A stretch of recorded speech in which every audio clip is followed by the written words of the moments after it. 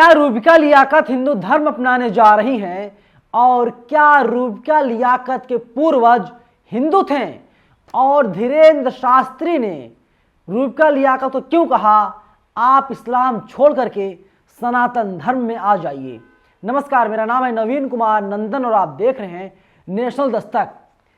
आजकल धीरेन्द्र शास्त्री का जो इंटरव्यू ले रहा है वो इंटरव्यू सोशल मीडिया पर बहुत तेजी से वायरल हो रहा है।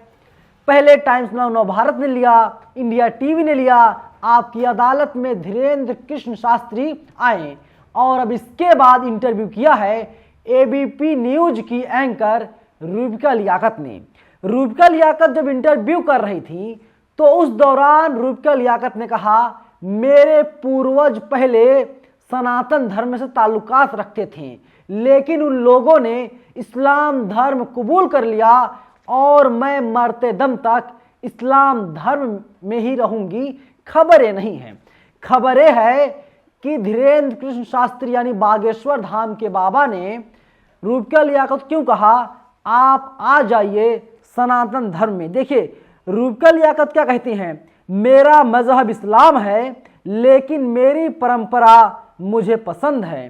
फिर धीरेन्द्र शास्त्री कहते हैं मैं कहता हूं घर वापसी कर लो। लियाकत कहती हैं यानी रूबिका लियाकत मैं नहीं करूंगी। फिर धीरेन्द्र शास्त्री कहते हैं रसगुल्ला खाइए और शुगर यानी चीनी से परहेज कीजिए। गांव में आपने कहावत बहुत सुनी होगी, गुलगुला खा करके गुड़ से परहेज कर रहे हैं तमाम लोग। उसी तरीके से बागेश्वर धाम के बाबा भी कह रहे हैं आप तो रसगुल्ला खाएंगी, रसगुल्ला खा रही हैं लेकिन चीनी से परहेज कर रही हैं।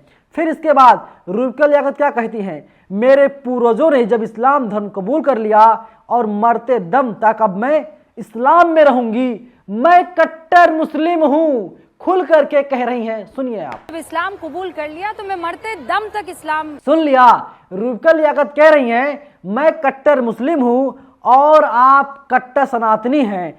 फिर धीरेन्द्र शास्त्री कहते हैं आपको घर वापसी कर लेनी चाहिए, लेकिन फिर कहती हैं रूबिका लियाकत मैं घर वापसी नहीं करूंगी। फिर धीरेन्द्र शास्त्री कहते हैं रसगुल्ला खा लो, शुगर से परहेज कर रही हो। आप सोचिए इंटरव्यू क्या ऐसे इंटरव्यू होते हैं, क्या टीवी वाले अपनी अहमियत भूल गए हैं।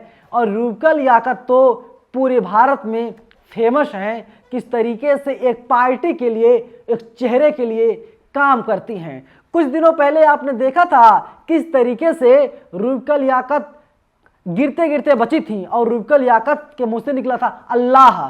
फिर उन्होंने कहा अरे भगवान राम की वजह से मैं बच पाई और उस दौरान रूबिका लियाकत अयोध्या में थी। आप सोचिए जो हकीकत होती है वो जुबान पर आ ही जाती है, लेकिन बनावटपना जो होता है वो भी कहीं ना कहीं बाहर आ जाता है। और रूबिका लियाकत का जो बनावटपना है, जिस तरीके से बनावटी अंदाज में बोलती हैं और मुसलमानों के पक्ष में बात नहीं करती हैं, खासकर टीवी पर, वे एक पार्टी को, एक चेहरे को लगातार चमकाने का काम करती रहती हैं। लेकिन तमाम लोग हैं अब जो सवाल पूछ रहे हैं और अलग अलग तरीके से रिएक्शंस सोशल मीडिया पर दे रहे हैं। देखिए रक्षा है, रक्षा लिखती बताइए एबीपी के दफ्तर में पहुंचकर रूबिका जी की घर वापसी की बात हो रही है। अब देखिए आशीष हैं, ये लिखते हैं ट्विटर पर रूबिका ने कहा हमारे पूर्वज हिंदू थे, उन्होंने इस्लाम कबूला, अब मैं मुस्लिम हूं। अब आप देख लीजिए वहीं शादाब हैं, शादाब चौहान लिखते हैं बागेश्वर धाम का कोई धीरेन्द्र खुलेआम हिंदू राष्ट्र का विरोध करने वालों को देश से बाहर जाने की धमकी देता है और रूबिका लियाकत को घर वापसी की बात करता है, लेकिन रूबिका के मुंह में दही जमी हुई है। क्यों, क्या डर है आपकी मॉब लिंचिंग हो जाएगी। रूबिका को इतना डरा हुआ मैंने कभी नहीं देखा था। अब आप सोचिए किस तरीके से रूबिका लियाकत जिस तरीके से इंटरव्यू कर रही थी धीरेन्द्र शास्त्री को लेकर के, रूबिका को लगा था टीआरपी यहीं पर मिल रही है, अपने चेहरे को चमका लीजिए, धीरेन्द्र शास्त्री से छोटे मोटे सवाल पूछ लीजिए।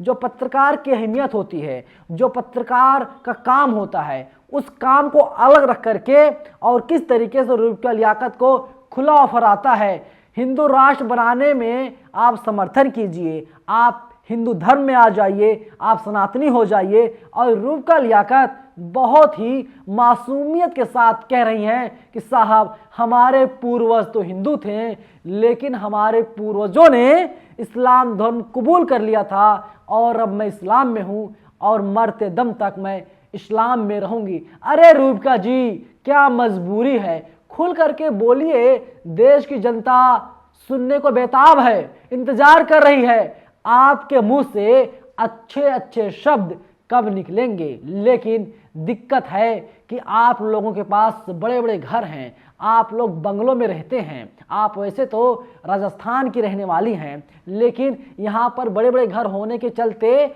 आपकी ईएमआई जाती है। मैं समझ सकता हूँ आपके दुख और दर्द को, आप लोग क्यों इस तरीके की बातें करती हैं। मुझे ये भी पता है कि आप लोग नहीं चाहती किसी एक पार्टी का महिमा मंडन किया जाए, क्योंकि सच आपको भी पता है, लेकिन क्या करेंगी, जो ईएमआई का बोझ है वो बहुत ज़्यादा घातक खतरनाक है, मजबूरी है, चमचागिरी करनी पड़ती है। अगर चमचागिरी से किसी की भावना को ठेस पहुंच रही है तो उसके लिए माफ़ी, लेकिन सच्चाई यही है कि आपको चमचागिरी करनी पड़ेगी, तभी घर की ईएमआई जाएगी, गाड़ी की ईएमआई जाएगी, क्योंकि लोग लगातार अब यही कह रहे हैं। ये मैं नहीं कह रहा हूं, बल्कि लोग सोशल मीडिया पर लिखने का काम कर रहे हैं। तमाम मजबूरियां आपकी भी हैं, उन मजबूरियों को आम जनता समझती है और इसीलिए आम जनता ने अब टीवी मीडिया का बहिष्कार कर दिया है। अल्टरनेट मीडिया पर देश की जनता को भरोसा है। जो आप लोग शाम 5 बजते ही नैरेटिव सेट करने की कोशिश करते हैं, आम जनता उस साजिश का पर्दाफाश पहले कर चुकी है और कर भी रही है। इसीलिए आम जनता अब लगातार टीवी को बॉयकॉट करने का काम कर रही है। अगर आपको लगता है हिंदू धर्म सुरक्षित है, आपके लिए बेहतर है, तो आपको आ जाना चाहिए। मैं ऐसा इसलिए कह रहा हूं क्योंकि आपने खुले तौर पर स्वीकार कर लिया कि आपके पूर्वज पहले हिंदू थे, फिर उन लोगों ने इस्लाम धर्म को कबूल कर लिया और आपका बाय डिफ़ॉल्ट उसी घर में जन्म हो गया और आप मुस्लिम हैं।